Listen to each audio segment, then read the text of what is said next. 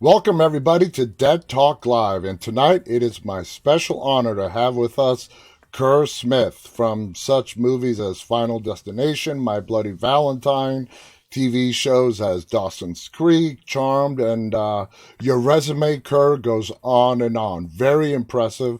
Thank you for being here with us. How are you doing? I'm doing great. Thanks for having me. I appreciate it. It is our honor, and we have a lot to talk about. So let's just get started. Let's start with Dawson's Creek, okay? A hugely popular show. This was an era where 20 and 30-year-olds were being cast to play teenagers. Why was that really done? And obviously, it's changed a lot to how it's being done today. But what are your thoughts on that back then, having people in their late 20s, even early 30s, portraying teenagers? Well, I think typically that's pretty much how it's been done. I mean, if you look at 90210 or any of those other shows like Dawson's Creek, I mean, everybody was pretty much, a solid 5 years older than they were playing. So yeah, I think I was about 6 or 7 years older than the other four. So I had a few years on them. But to answer your question on the dialogue and why they talk that way, like they were a 30-year-old. It's I think it's because I talked to Kevin Williamson about this once, and he said it was like each character was speaking from their soul, Yeah. and each character is a part of Kevin Williamson's personality, and he wanted them to be that mature, knowing a lot more than the physical being. So I think that you're just talking from your heart and talking from your soul, and it just worked. It could have failed, but it really worked. It, People loved it. it really did. And not only for Dawson's Creek, but for a lot of other shows. Do you see the trend has changed here now in the year 2021 where roles, I mean, they're not exactly like you will take a 19-year-old to play a 15-year-old. That's perfectly fine and normal. But do you think it's changed a little bit here in the year 2021? Changed as far as the roles of the Casting cast. casting actors that are closer to the character age that they're playing. Uh, yeah, I don't know because now I'm your age, Yeah. right? So it's like everybody's young to me now. So I don't know how to answer that. Okay. They might be casting a little bit, skewing a little bit younger these days, but in my experience back then, we pretty much. Aside from Michelle Williams, she was actually playing her age. Everybody else was a little bit older. Okay. Okay. I mean that, like I said, it was the normal thing to do, and it still is being done quite a bit today. Now let's move on. I'm sure you've been killed to death with this question, but you have the distinct honor of being the first television character to do an on-screen kiss with another man. Uh, Hmm. uh, and people were like, wow, this is not like 60, 70 years ago. This was, in the early 2000s. And we have come a long, long way since then. How does it feel? And do people come up to you? And how do they react to you for you being a part of that moment in TV history? Well, these days it's pretty amazing because obviously the world has definitely changed in this instance for the better, and I think people are accepting other people for who they are, and Hmm. we certainly played a part of that back when we did this storyline. Back then it was scary for me because a lot of people were writing me. Back then it was all letters and everything. I don't think there was any email at that No. point. And I was getting emails that just basically scared the hell out of me, and I realized how much of a responsibility that the role that I was playing was. I remember specifically one letter from a young boy. He said, "Hey, I watched the episode when you came out to your father, and it motivated me to right then and there turn off the television set, walked into his parents' room, and he told Wow. him the truth." Yeah, and that's pretty heavy because I'm not a psychiatrist. I'm just an actor, man. I just take words off the page and make it as real as I possibly can. So it was then that like I said, I started to realize how much of a responsibility it is. But nowadays, Hmm. it's great. because I get stuff on Instagram all the time saying thank you so much. I was going through the same thing as your character was back then, and it's just great that everybody's happy and it's accepted now. So I think all of us are really proud to be to have a part to play in that whole scenario back then. It's absolutely, and I find it a lot that actors who portray characters that do what is or was considered taboo, really get embraced, and it really has an impact on society. Not just for you, but every actor, the character that they portray on screen, uh, it has an impact. It makes an impact to people who are watching it, and just hats off to you. I mean, here we are in the year 2021, and it's become acceptable, more than acceptable. It's become common, normal, and it's opened everything up. So, again, hats off to you for doing a great job and bearing that responsibility. Now, you have a directing credit for Dawson's Creek. Is that something you would like to do again? Would you like to go more into directing? Yeah, that was the first gig that I did. It was in season 6. I think it was episode 609. It was quite an experience. I mean, I really enjoyed it. It is not something that I pursued since. I enjoy acting more than directing. Directing's it's a big task. I Yeah, mean, you're juggling a lot of balls. I mean, but it's fun, and I learned a lot. And coming from the acting side, really helped me. When I did that episode. I've thought about it over the years, but I just haven't pulled the trigger on it again. I might maybe when I get a little bit older. okay, okay. Now, looking back on your years as Jack McPhee, sorry, where it's revealed that your character is gay. How do you feel that changed the landscape of television? Do you think Dawson's Creek in that moment and in your character being part of the LGBT community coming out changed television moving forward? Absolutely. I mean, if you look at television today, there is a gay character or lesbian character or whatever on just about every television show, Hmm. and it's completely acceptable. In fact, you don't even think about it anymore. So, yeah, it's changed the landscape of television. Not only television, but I think society. Absolutely. I definitely agree with you. Now, you've had a great career. You've been on some of the biggest TV shows, you've done awesome movies.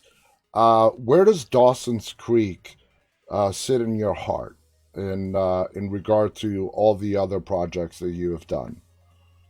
Well, it was obviously really, really special for me.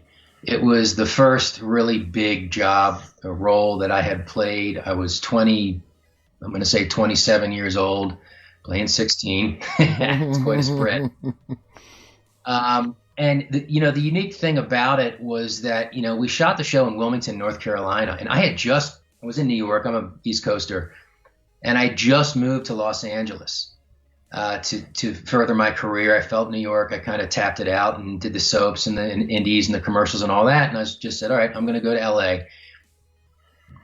Within 7 weeks, this is a cool story, Biz. All Yeah. right, so on the drive out, I'm driving in the Penske truck with my girlfriend at the time, and we're driving out to Venice, California. And I was saying to her, I said, "There's two jobs that I would love to have. Like, I'm nobody. I'm just like, but there are two shows on television right now I'd really like to do. One was Party of Five, and one was this brand new show called Dawson's Creek. Now, a lot of people don't know this, but Dawson's was a midseason replacement on the WB at the time, which Yes. is now the CW. So they only did really 13 episodes that first season. Full season for network television's roughly 23 episodes. Hmm. So, Joey had climbed in the window up the ladder and all that, and I had only watched the pilot. And I said to my girlfriend, I was like, "This thing's going to be a huge hit." So those are the two shows that I wanted to get on. Well, would you believe it? But the first audition I had was for Party of Five. I blew it. Blew it. Didn't get that. I don't remember what the role was. And then a couple weeks later, I had just a general meeting with Kathleen Lettery, who was the head casting director for Warner Brothers at the time.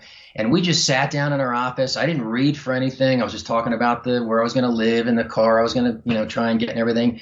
And by the end of the conversation, she goes, Kerr, I'm putting you on one of our shows. I don't know what it's going to be yet, but I'm going to do it. So I went through the whole process. I thought for a while it was going to be Jack and Jill. If you remember that show. I do. And Dawson's, these two roles, Jack and Andy McPhee, came up to add on to Dawson's Creek in season 2. And I went through the whole process of testing and all that. And son of a gun if I didn't get it. Wow. So now I'm in LA for 2 months. And now I'm moving to Wilmington, North Carolina for the next 5 years. Wow. So to answer your question, yes, it was really, really special to me. And one of the big things was that it wasn't in Hollywood. No. We felt like we were at camp. You know what I mean? Yeah. We didn't even realize it was a hit until hundreds of people started showing up on the exterior sets. It was just crazy. Just out of nowhere. It was really cool. I remember the time. I remember how huge Dawson's Creek was. Now, before you did Dawson's Creek, I believe I have my timeline correct, you starred in Final Destination. No, Final Destination I did on my first hiatus. So it was during the summer after my first season of Dawson's. Okay. Now, so let me rephrase the question I was going to ask. Do you think your time on Dawson's Creek led to you getting one of the lead roles in Final Destination? Well, it always plays a part. I mean, if you've got some success attached to your name, even if it's just for, a year, then yeah, I mean, it definitely helps. But I remember that audition. It was on the Fox lot, and it was with John Papsadera, who was the casting director. And I think one of the producers might have been in the room. I can't remember. Anyway, I remember the audition vividly, and I walked out of there. And I thought to myself, I think I might get this. I mean, I just gelled with these guys. We talked about the character and what I wanted to do with it. I was very insistent with my reps saying, look, I'm playing Jack McPhee now. It's a very risky role. I want to do the exact opposite character because you don't want to be pigeonholed. Yeah. Of course, Carter Horton is the exact opposite. He's a meathead. Mm-hmm. So, yeah. It was cool. And I remember actually walking out with another actor that he just auditioned too. And he said, what do you do? And I said, well, I just started the show Dawson's Creek. And he goes, oh man, you're getting this part. I didn't think he was right, but he was right. So you do Final Destination and it's a hit, now you have like Dawson's Creek. You said you filmed Final Destination during a hiatus. You have a TV show hit. You have the first movie of what is going to become a franchise. It's wildly successful. Now, going deeper into Final Destination, breaking down some of the scenes, one of the most intense scenes is that car when you're on the train tracks. Walk us through that scene. What was it like doing that scene in Final Destination? Yeah, we were up in Squamish, up north of Vancouver, which is on the way up to Whistler and Blackcomb in this little town. And I think we spent a week up there, and it was all nights, and it was pretty intense. I think this is when I realized, wow, this is a pretty big movie. Mm-hmm. Could be. Excuse me. So these train tracks run through Squamish. And I was talking to, I think it was Glenn, about what they had, one of the producers, about what they had, planned for us. And he said, well, they scheduled 2 trains to come through. And they actually had 3 of my muscle car. One was a stunt car, one was a regular one, and one was just a shell that they had kind of pre-cut almost in half. Mm-hmm. So what we did was we put the car that was almost cut in half on the tracks. This is really cool how they did this. And then we only had one shot at this. We had to schedule this first train to come by and just rip this car right in half on the tracks.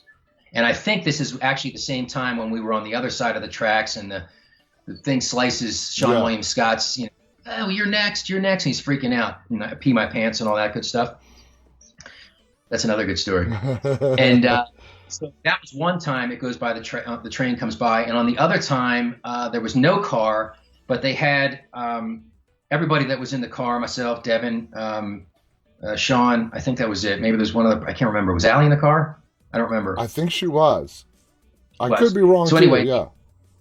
they constructed this whole box to the side of the railroad tracks, and we crouched in it, and they built all this weird series of mirrors so that it looked like we were on the track somehow, but we weren't. We were off the track as this second train blew through. I got to be honest with you, it was it was a lot of pressure. We had one chance to get this right, and we were awfully close to that train that blew by. And I don't know if you've ever stood next to a train that's going, 40, 50 miles an hour, but it's a lot of wind. I mean, it'll just suck you right in. So That it was crazy. that's really interesting because it leads me to my next question. Final Destination seemed like it was a very physically intense movie to act in. Uh, and the next question was, did you ever feel like you were in danger, like the whole train thing? Was there any other moments like that where you felt, whoa, we're pushing the boundaries of safety here? No, the production companies are very good about that. Even back then, safety's always going to come first. So, they did everything they could to keep it as safe as possible and still, get the film in the can. So, today it's even more. I mean, it's crazy safe now. Oh, yeah. There's been a lot of things that have changed in the film business. I mean, going back to the days of Final Destination, I mean, like the story you just told about the train, it really leads you to appreciate practical effects as opposed to the CGI that we have today. Today, if Final Destination was filmed today, I mean, I guarantee, I don't know if, I'm not a filmmaker, I'm not an expert, but they would have done a lot more, computer generated stuff instead of the way It they was actually did it. it was too expensive back then. I mean, you did what you had to. There are a couple other things I can remember in Final Destination where we did the physical, like when Amanda gets hit by the bus. Hmm. There's no CGI there. That was a series of three different shots, just like we did with the train, except three this time. Yeah. One with Amanda standing there, and no bus. One with a bus that just goes by, and one with the bus that goes by and hits a dummy Amanda with all the blood. Yeah. And then they splice that perfectly together, so it looks like she gets taken out. It was perfect. Another example I can think of is, and that was one of the most iconic moments in kind of thriller Hmm. movie history. It was so shocking when that happened. When the first time I saw it about 15 minutes after they did it. They literally put it together in the film trailer, and he was like, "Come here, come here, come here." I checked it out, and I was like, "Oh my God, that's incredible! We just did that." The other cool thing we did on that set, which involved no CGI, was the plane crash itself Hmm. in the tube. That we had a piece of a fuselage in a studio that was on a giant gimbal, and we had a stunt guy going here, or a special effects guy with a little joystick, and he just had full control of that thing, and it was just rocking us all over the place. It actually broke. We had to fix it, and held us up a day. But again, just to what you were saying, not much CGI. No, no, no, not back in those days. And that makes you appreciate the film and what went into making it even more, in my opinion. So putting yourself in, like, let's say you were Alex's friend, would you have believed him if he came to you, if you were to put yourself in, that was a real life situation when he came to you with the premonition? No, I wouldn't have. Yeah, it seems so Yeah. far out there. I mean, it's just way too weird. When do you think Carter finally switched his perspective and starts to see Alex as a friend and ultimately saving his life? That's a good question, and you're really testing me here.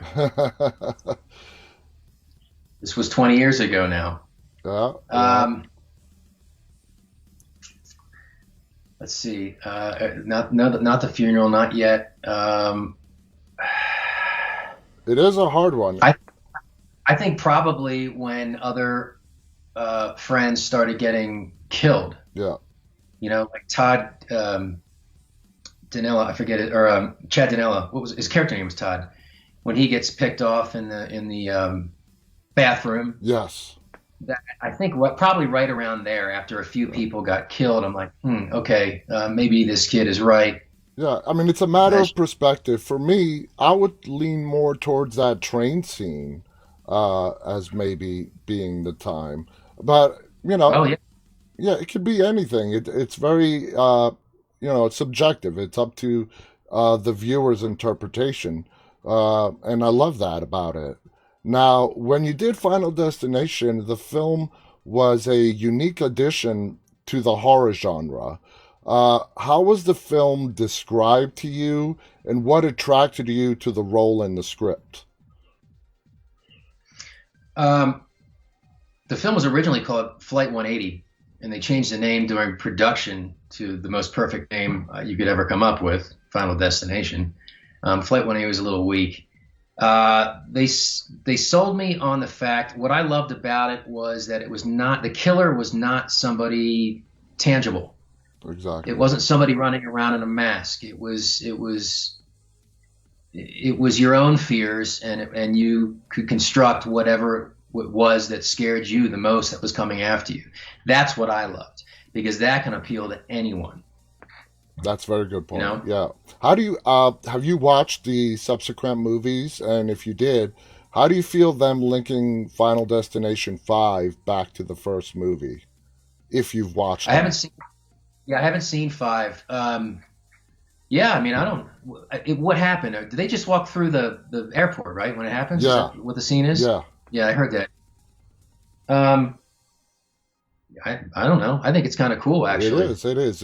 It's I like how they tie it all together. How was it like working with Tony Todd?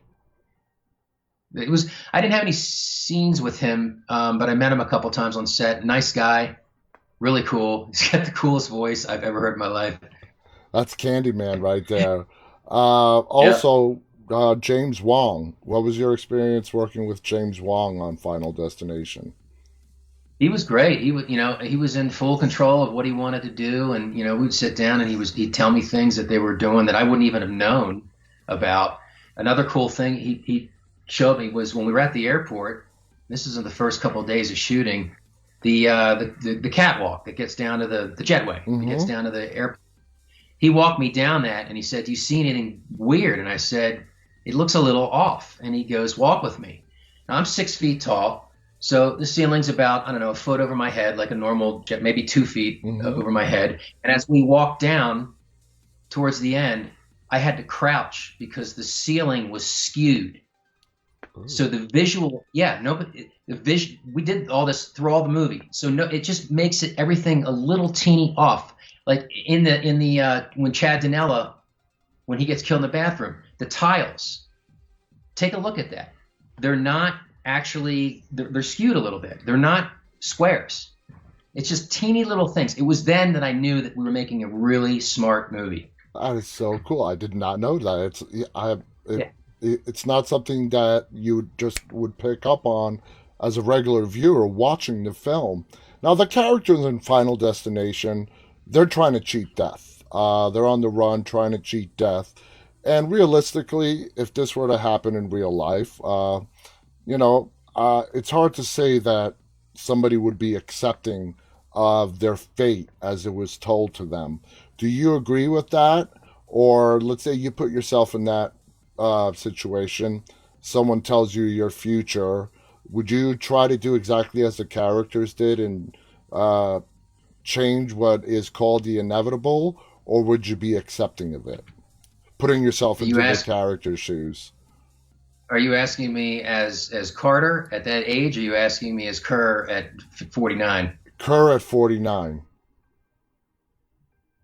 Most of my life, I've never liked the idea of not being in control of my life. Mm-hmm. Um, but now I see things a little bit differently. I think that there are some things that are fate and some things that are not. I think the decisions that we make on a daily basis, every second of our lives, it's ours. But I Yes. think there are certain catalytic events that go through our lives, that are peppered through our lives, that we kind of predetermined ourselves for Mm-hmm. us to have certain experiences in this life. So if it's a plane crash in Carter's situation, and he somehow cheats that catalytic fate that's supposed to happen, it will happen again and again and again until it plays out the way that it's supposed to, and Carter or Kerr or anybody or business learns the lesson that they're supposed to learn with that event. So That's a yes and no. that's a very interesting insight into it, and I love that insight into it. Now, was there anything that happened on the set that was kind of freaky, freaked you guys out? Any mishaps or anything like that? Um, no, I can't think of anything weird or supernatural if that's what you're No, asking. The no, only thing no. that was the only thing that was kind of crazy is when the gimbal broke when we were all sitting in that plane and the thing just kind of tilted back at a really severe angle, and we're all like, how do we get out of this? Now, do you think the whole overarching storyline, like what you just described, the fate, trying to escape fate, you think that's what attributed a huge part to the success of Final Destination and made it so appealing to fans? The say that the first part again. I The missed it. just the you know this person having a premonition, finding out your future.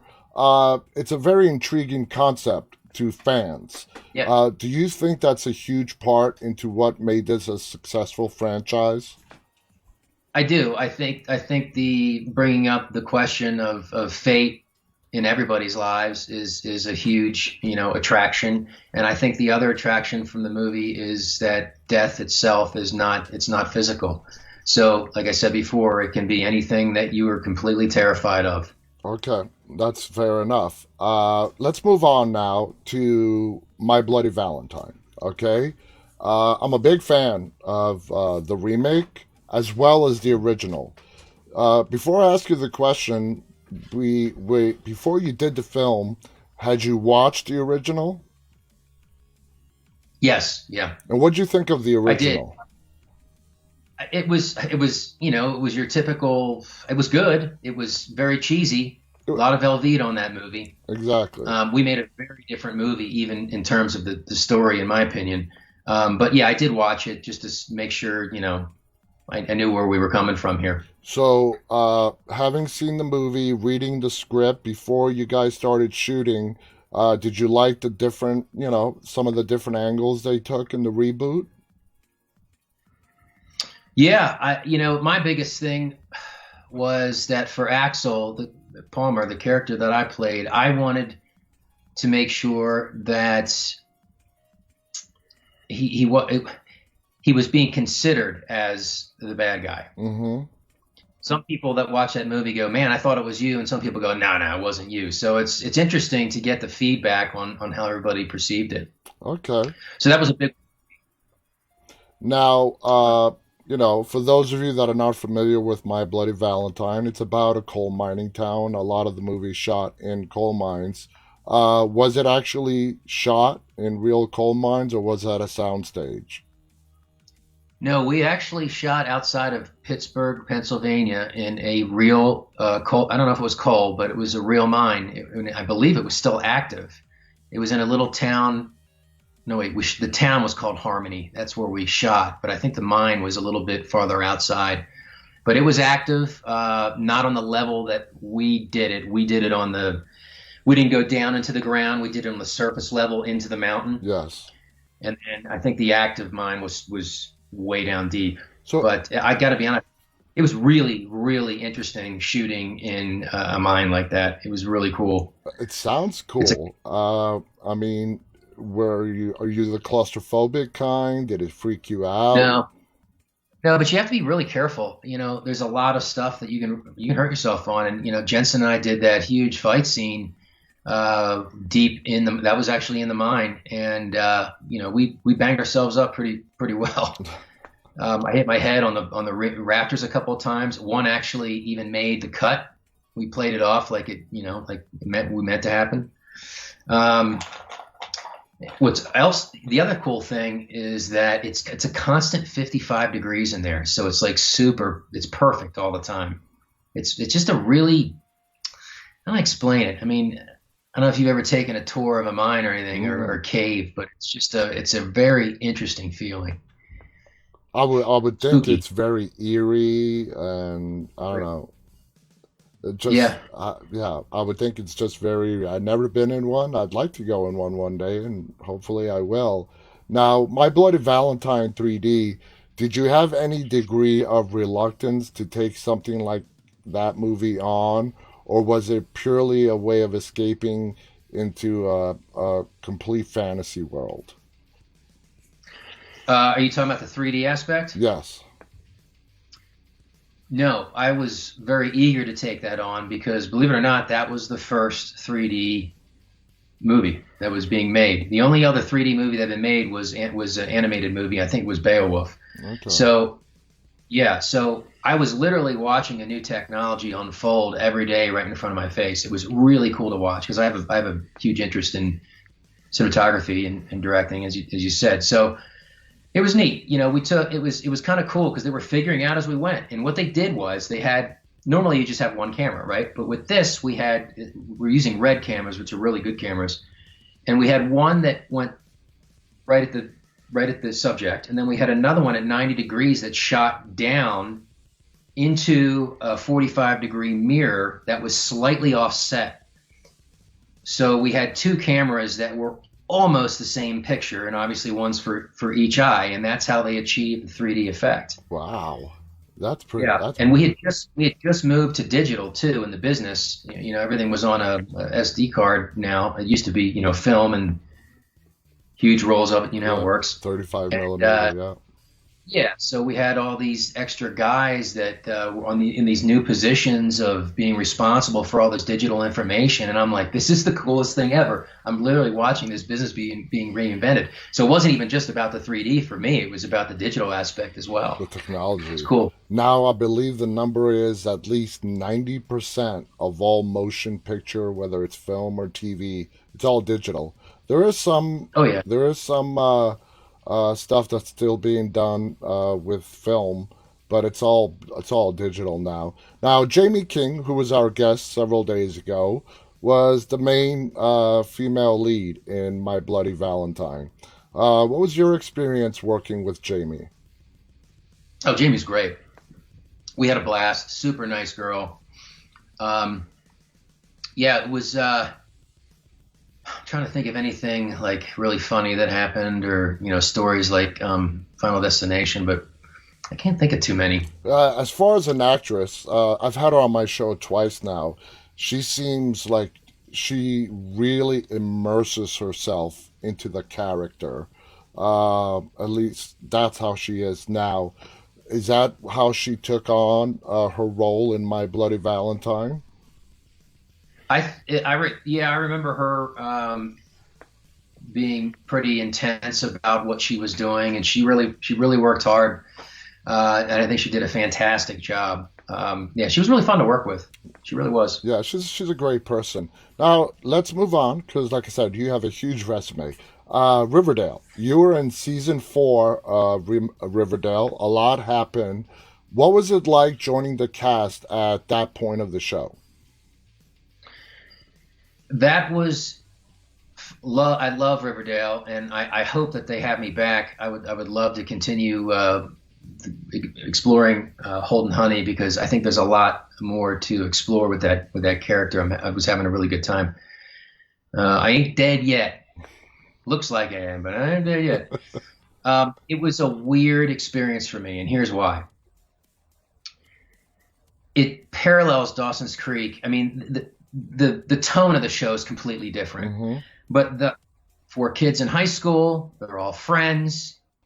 The colors are the same, the blue and the gold as Cape Cod High and Riverdale High. Everything was so similar. The only difference was that I wasn't one of the high school kids.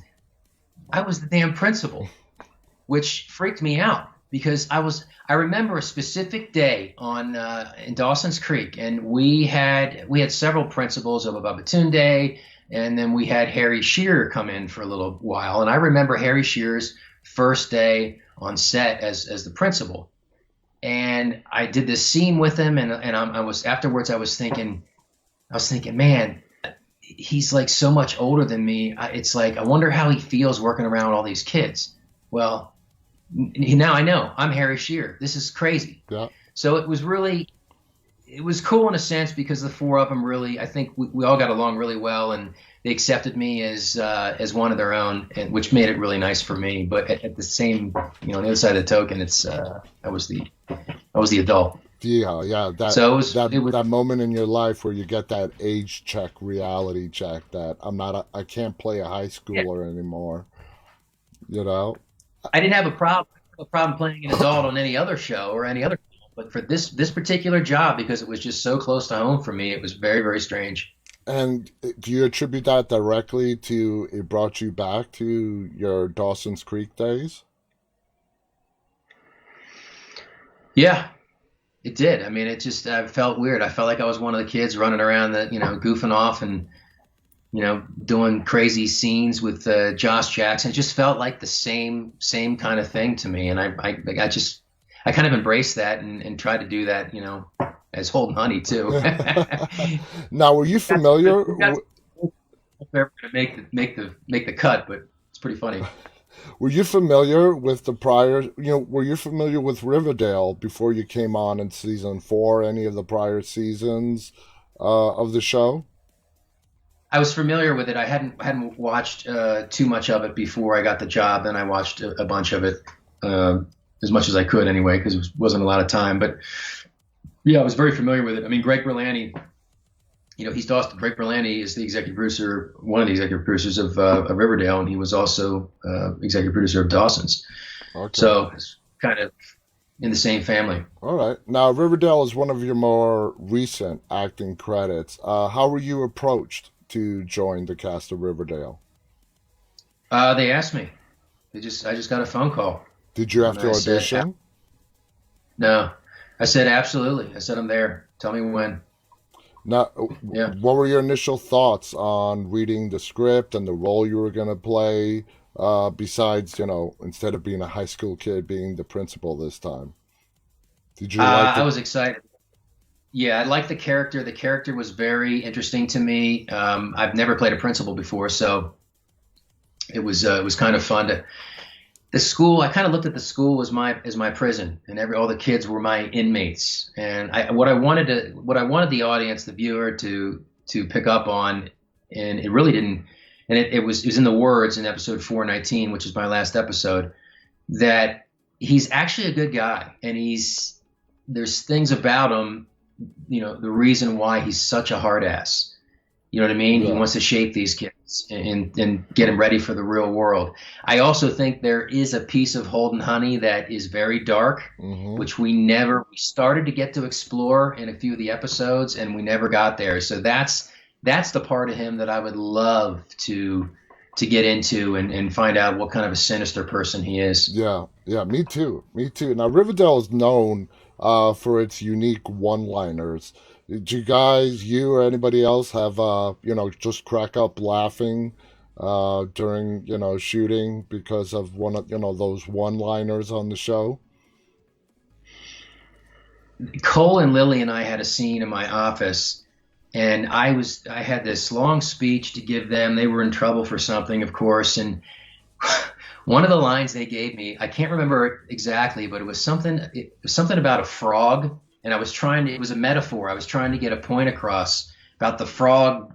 I don't know, maybe you know the metaphor, but it was so funny every time I said it. We just couldn't get it. I couldn't get it on film, so we just cut the whole thing. It happens. I mean, there's sometimes when you get the giggles, and it just slows everything down, and sometimes you actually can't finish the scene. Now, are you attracted to the horror genre? I mean, you've done the full spectrum from shows like Dawson's Creek. You've been in horror movies, Final Destination, My Bloody Valentine.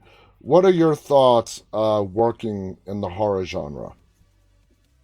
I love it. I think it's fun. I like the stories. It's just a ride. It takes you on an emotional roller coaster that you wouldn't get in everyday life unless there's something really crazy going on in your life. So it's an outlet for people, and I enjoy being a part of making those kinds of experiences. Yep, I mean, that totally makes sense. Now, you have had you've been on Dawson's Creek, for example, where it lasted years. What's it like coming out of a show like that, where basically you had job security for a long time, and then going in to do auditions again for more TV? It worked out for you, movies and film. But what's it like as an actor leaving a show that basically gave you job security for so many years? Leaving a when you here's the thing, it's a catch-22 with a job that big. You can either have job security or you can be pigeonholed, right? Mm-hmm. So if for instance, I don't want to say anybody specific, but there are a lot of actors that were huge in like the 90s and the 80s, and you don't see them. They work the whole time, but nothing really huge, and you don't see them do another lead in a show for like 20 years. And that's because people have a really hard time of letting go of, whatever it is. Dexter Morgan, you Mm-hmm. know, that's was that show. My wife and I are rewatching that right now for the second time because we're getting ready to get jacked up for the sequel, which Michael C. Hall is Yeah. doing again. So, but that's long. I can't think of anything that he did in between. I'm sure he did plenty, but nothing huge. Yeah. And that was a long span because everybody sees him as Dexter. So it's a catch-22. Hmm. You got a little bit of job security, but I don't know how it's different for every actor. But You for know what I mean? I don't know you, how big. you've managed to not really pigeon your hole yourself into a particular type of character. Uh, Well, I had to be very careful too because playing Jack McPhee 20 years ago with the content and the stories, that was a risky thing to do. So I think I had a little bit more trouble than the other four, but I've managed to make it, managed to get by and just keep working. were you really hesitant to take on that? The kiss and to do that Oh on yeah, screen. Were you nervous for your career? I was nervous in general. I wasn't really thinking about it too much. I mean, when I joined Dawson's Creek, the role wasn't gay. The role was created to create a triangle, a love triangle between Dawson, Joey, and Jack. Mm-hmm. Okay, and then they were going to fit Andy in there with Pacey, which they did. So it wasn't until about 3 or 4 months of playing Jack straight that Kevin Williamson came down to Wilmington, and he said, "Hey, Kerr, let's go get a cup of coffee." And I'm sitting here going, Oh "Oh boy, God, the what's talk. going on?" Yeah, he basically said, "I want to go down a different avenue with Jack." Now he always had that intention, but I think they were getting a lot of slack from the WB because it had never been done before, and they were scared. Yeah. But he obviously talked him into it, and he said, "Look, I want you to do this. Will you?" And I said, "Well, give me a day." And I called everybody that I respected, and I asked them the question, "Should I do this?" You got to think about it. I mean, I had just landed my dream job in Hollywood that everybody was going after, and 3 months later, it's a different role, a Yeah. much riskier role. So it was a really tough decision for me, but obviously you know what the decision was, and I'm glad I did it because I think we played a part in changing the world for the better. Absolutely, absolutely, no doubt about that. Uh, you started your career in what was it? As the world turned, soaps. Okay, now there's Yeah. an interesting aspect. You started in soaps, then moved on from it. As the world turns was the only soap opera that you were on. Being a new actor, getting a role on a soap opera, it's exciting. It's work. But did you know right away that this is not where you wanted to stay Yeah, long term? I did. I knew right away that's not where I wanted to be. I always call a soap opera boot camp for actors because you're doing 60 minutes of television per day. The writers are incredible because they have to knock out a script every day. But that being said, it's not the kind of writing where they have 3 months to write, a script like Dawson's Creek or Yeah. Riverdale or whatever. So it's very difficult to make those scripts work sometimes. And I was a brand new actor. So I was thrown into the mix like you wouldn't believe. I mean, I was doing When my storyline was bigger with the well stuff on As the World Turns, when I was stuck in the well, great story. I was doing roughly 30, 35 pages a day. Wow. You don't do that in prime time. Mm-mm. You might do nine tops, and that's if you're in everything. Typically, it's like six or seven on one day. So it's a lot of work. And a lot of times we would go in the morning and we would do what you call dry block in a room. You, the actors and director would go in there and we would completely rewrite the scene. So the 30 pages that I had learned last night, I had to relearn in the hair and makeup chair in less than 2 hours before we had to do it. Wow. Wow. Extremely difficult. I can imagine. So I did that. I did that for 18 months, and that was it for me. Now, do you regret your time on As the World No, Turns, or do you embrace it as a, this is what got me started? no, I embrace it. It was a great start for me. I have full gratitude for that experience. I just knew it wasn't where I wanted to be. Okay, I mean that's totally fair. It's I've spoken to a lot of people who got their start on soaps, and they've all described it the same way you have. It's very grueling work, and personally, I don't think actors on soaps get the recognition that they deserve because of the amount I of agree work with you. that they do. Out of all the many different projects that you have been on, which one would you say was the most impactful on your career? Would you say it was The Dawson's most Creek? impact. Would you It would, yeah, it would be Dawson's Creek probably, yeah, now or Final Destination, either. which one was did you have the most fun shooting? Well, honestly, the one I had the most fun shooting you haven't mentioned because you may not have even seen it. It was a Bruckheimer production on NBC called E-Ring in 2005, 2006, right around Yeah, there. no, I have not We did seen it. that. We did about maybe half or three quarters of a season, and they yanked it. That show was incredible, and that was the best experience I've ever had in terms of acting. I'm not saying, I mean, the people were great too, but I learned so much on that set. I was trained by these black ops guys from the 80s that they're not even black ops, they're above black ops. It's like you don't even have a name for these guys. And it was really, really cool. They taught me how to Aussie rappel, which is basically walking down a wall face first. Wow. So, yeah, all this weapons training and running a range and just clearing rooms. I learned a lot. It was pretty amazing experience. Now, the biggest difference that I hear in regards to TV and film is time. Time that you're allowed to shoot. Everyone says you get a lot more time when you're doing movies as opposed to television shows. For you, having done both, where do you, what do you prefer, television or film? I don't. I love them both.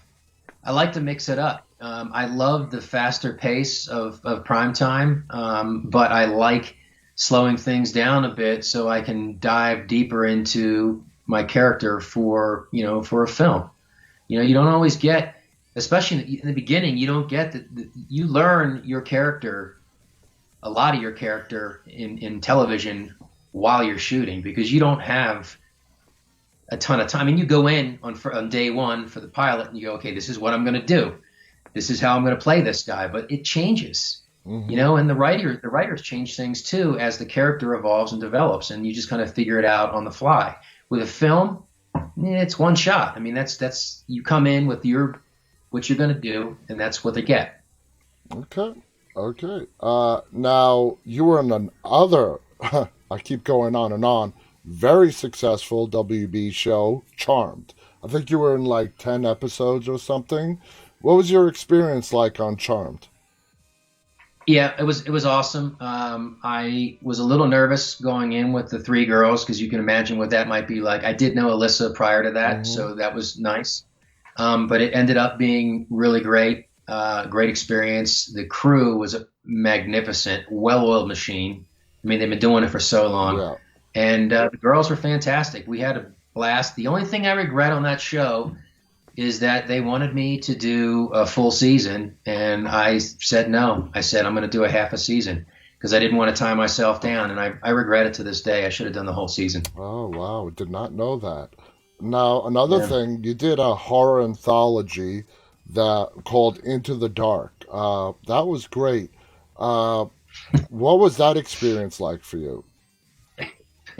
Pilgrim, that that was a crazy, crazy script. I mean, if you watch that, you know it was just insanely strange for me, playing a head, just a head for, typically you do a prosthetic, but no, that was me. Uh-huh. I was under the table. I was under the table for, I'd say, I don't know, 6, 7, 8 hours, getting sprayed with that, candy blood stuff. And, I was a centerpiece, right? My head Yeah. was a centerpiece. Yeah. So I had kale all around my neck. Because I can't even eat kale to this day, and that was a couple years ago. It's just the smell. It's just it was way too much. I can imagine. Oh my God, I have this image in my mind. All right, now moving on. What intrigued you to star in The Forsaken? What attracted you to that, The Forsaken? Something about the desert I love. I've always wanted to experience the desert, and in a film situation, you know, even more of a plus. Um, Joe Cardone sold me. I remember having lunch with him in LA, and he just jacked me up on this movie. I'm like, all right, I want to do this. And the other thing is, I love vampire films. Okay. So Would you say desert that's your vampire, favorite subgenre in horror? Is the vampire? yeah, for sure. Yeah, definitely. Okay.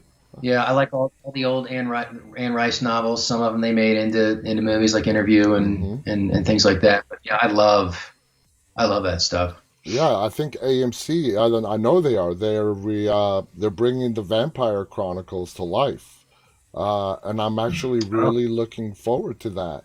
Now, Where Hope Grows is a very moving film. How did you get behind that project? So Chris Dowling, the director, and Chris Palaha, who was the lead in, are both friends of mine.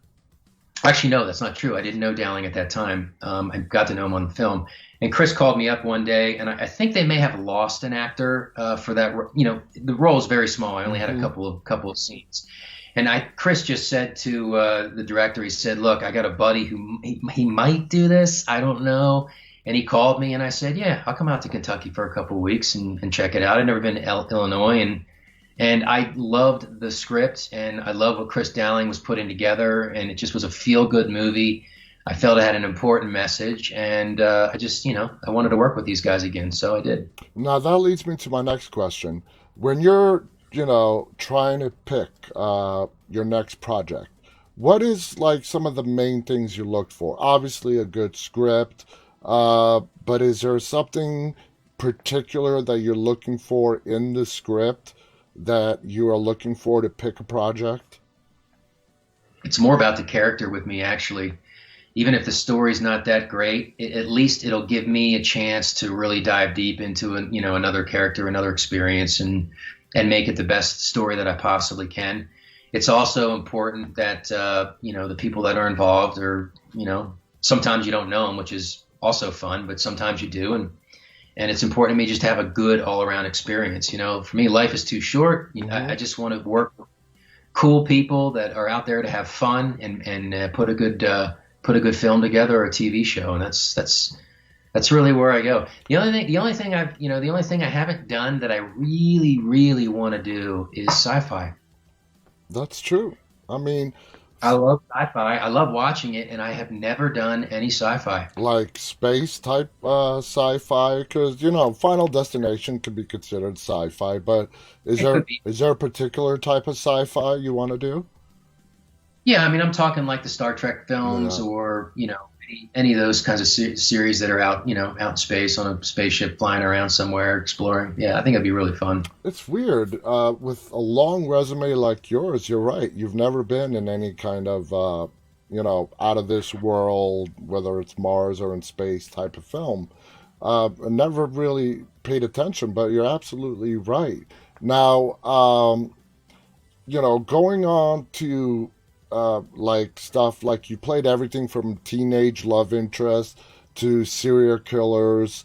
Uh, what roles do you like the most? And in particular, uh, when it comes to directors, have you been one of the lucky actors that you, for the majority of your career, have worked with directors that have really let you form the character into what you wanted it to be? Yeah, I think there were two questions there. One is I really love playing serial killers a lot. Fun, very It fun. sounds like a lot of fun. Yeah. And two, I have been you're right, I have been very, very fortunate. The directors, I mean, it's always a collaborative effort, but for the most part, I'm left alone a lot, which is, interesting. I mean, I don't know. It's hard to explain. Um, I'm a very heady actor, so like I'm always in my head. I'm always working things out, but at the same time, I don't think about things too much until I'm actually on set. So I'm kind of it's weird. I don't really get into it until I'm physically there. I work things out in my mind beforehand, I think but that's once I good. get there, I think that's good. You yeah, don't overanalyze it before you get there. I don't want to commit to any choices because a lot of times you can do that and it's difficult to break that choice and go down a different avenue. Like if the director says, it doesn't work, let's try this. If you're committed to that choice and you've been playing it and running it through your head for days before the scene, you're kind of stuck. You know what I mean? So I don't do that. I just I wait until I get there. I Okay. think things through logically, then really work it out on set. We are almost out of time. I can't believe this hour flew by so quickly. But moving forward, uh, what uh, what kind of roles are you looking for? Are you looking for to continue doing more TV, more film, or are you open to anything and everything? I'm open to anything and everything. Like I said, I would love to get some sci-fi on the resume. I just think it would be a fun experience for me. Doesn't have to happen, but like I said, it's for me, it's about the character. Like I just want to play interesting people and do my best to make them even more interesting. That's perfect. I'm going to give you a recommendation. I don't know if you've seen this movie or not, called Life. It's about the basically they sent a ship to Mars to pick up soil sample and deliver it back to a ship orbiting Earth. They come back, the ship comes back with this sample. It's a horror sci-fi. It has a great cast, an all-star cast. If you want to check out that movie, I'm giving you a recommendation. Simple title. It's called Life, and of Who's course, in it? uh, Jake, Jack and Uh-huh. the oh god, I can't remember the exact cast, but it's a huge all-star cast. I can't remember exactly who's in it, but it's a great movie. It has a great cast, and it's something, based on what you just told us, you would absolutely love. So check it out, and I could totally see you doing that kind. I've seen it. You've seen I it? just looked it up.